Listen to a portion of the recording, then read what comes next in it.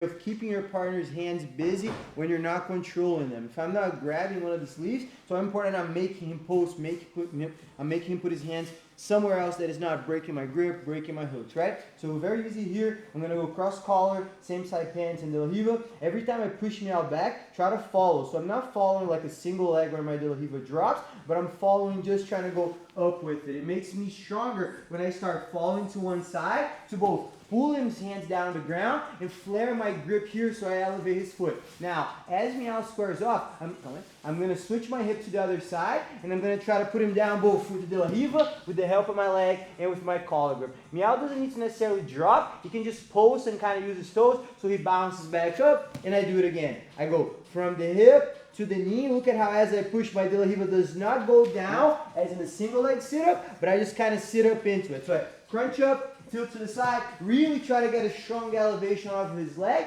so that as he comes back, it's easy for you to time and start dropping him down. And if Meow can have this reaction that he's having right now, post on his hand, not let his butt fully drop, we're going to be able to do a lot quicker because he's going to bounce back, I'm going to re-square off and do it again. And that would be a better reaction for him to be able to defend later on. Okay, so for 2 minutes, all we're going to do is this. I go, push, sit up, making post with his hands. As he comes back, so I switch my hip, extend my De La Riva, and kick him on his side. He bounces back. Just one detail here on the De La Riva. When you guys extending, really think about your toes going onto the floor. So don't try to extend any further through like this. Keep it attached on it, and you extend as if you're going into his thigh with it. Okay? Don't lose the placement of your foot. Don't try to place it somewhere else. Just extend it with it. And if you don't have an angle, you're going to feel weird. So if you're here and you're trying to kick, you're not going to feel as strong. So that's why it's so important too, as Meow is coming back from that hands posted position, for me to be onto the side where I can drop him down more easily, and where it would be more possible for me to start going underneath, which we're going to work after. Okay?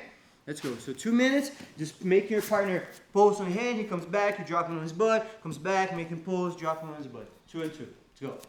1, 2, 3.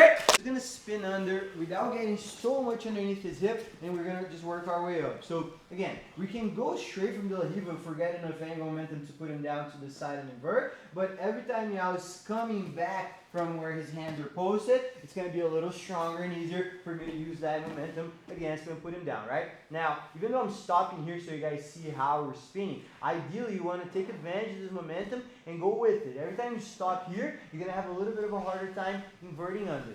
I'm going to get my head in between Meow's legs. So it's very important that as I'm inverting, I pull myself close. So look at how I keep my De La Riva, I keep my foot over his hip right now, and I start pulling myself in, and once I start bringing my head inside, I'm going to use my leg behind his leg to make space. So I start pulling my head inside, and look at how much I'm using this leg to pull Meow's leg. Now, you see how the way I'm using my thigh, my leg behind Meow's leg is slightly raising his hip. How if I adjusted more on his knee and stomp down, how I can raise the hip even more. That would be better for me to expose the back, but I just want you guys to now try to get to the top. So even if you get here, drop your hip a little bit now, and you feel like Meow's hip dropped and I can't really elevate it, it's fine. We're going to try to control the top pants. So I'm just going to let go of the same side pants that I had, and I'm going to control the top one. And look at how I'm going to bend the collar and start going behind. I'm going to pull my hand out, and I'm just going to start controlling Meow's hip. And for now, all I want you guys to do is bring your feet down on the ground and come up onto your knees. So I'm going to do a little faster. Make Meow pose so that as it comes back, I can follow more easily, not stopping, under, under, under. Once I get underneath, look at how my leg start clearing Meow's leg out of the way. My hand comes out, I start grabbing the hip. We're going to study different ways too after how to use this leg. Again, I have everything focused on the same leg at first, and here's where I'm going to start switching. Maybe his leg's going to be more on the side, maybe it's going to be over me. I can use either a pan grip or even just a cup behind his leg, start clearing, coming up, and try to settle on the hip. Okay, so use the momentum at first to get them down, and then we're going to start working on scooping our hip underneath there a little bit more to get to the back. Okay? Easy. We don't need to time it this time, so just go 2 and 2, 3 and 3, and we'll work our way through it. Alright? Let's go, guys. 1, 2, 3. If you're ever chasing the back and you feel like they're too far, they're too flat, where you can't get underneath their hip anymore, it's better to probably just come up on top. Okay, so again, we're gonna do the same thing. I can off balance him like this to get myself more momentum to drop him down. I really try to use the grips to pull myself close. And once we start inverting, look at how now I have my legs really connected, one onto my partner's hip and one onto the back of the leg. Now spin a little bit more. Yes. When I go, look at where my legs are gonna land. I'm gonna have the top knee onto Meow's waist, the bottom knee behind his knee. So I start pulling myself close. Now, top knee stays on the hip, bottom knee behind the knee, right? But I don't want to stay fully inverted like I am now because I could expose my own back. But once I'm able to get this leg placement, look at how I'm going to step my feet down the ground. And the biggest thing to get used to is to not fall on your side. And when you start doing this, everyone's going to go like this. And this is wrong because now I can't get underneath his hip anymore. But don't stress over because it's normal to end up making this mistake. But try to think of it as going from being stacked to having your feet flat on the ground. Look at how I'm flat on the floor. I have one knee going up towards his hip and I have one leg going down behind his leg. And here I could start switching grips. I don't need that collar grip anymore. I can go behind him with it. If I go onto his fence and onto the back of his collar, it's going to be a lot easier for me to now start transitioning to the back.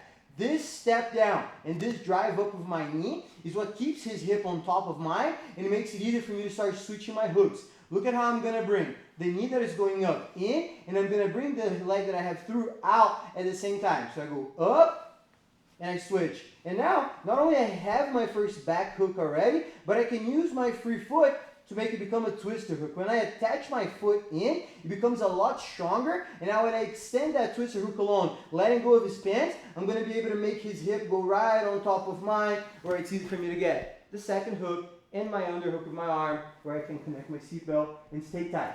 So again, just sit in front of me now. Just sit down here. No, facing me. So when I invert and I get underneath, look at how I try to shoot my top leg over Meow's hip. So I go boom, top leg over the hip. Now, as my head goes through, I stomp my feet down the ground, not going on the side. I keep facing up, feet go down, boom. He lands right on top of my hip right here. I can keep his pants, switch to the top of the collar, and now here's where I want you guys to know that if you fail in taking the back, you can still come up to advantageous position. If Meow starts sliding out and I lose his knee line, boom, like that, use the grip, come up. If you get fully around him like this, you might even be able to take his back again. Yeah? No? One more time. As you're rolling, start reaching onto his hip, might help you get under. But again, look at how I'm not like this, how I'm always with my knees facing up so that I can stomp, raise his hip, and then start switching. Okay? Let's try, guys. 1, 2, 3.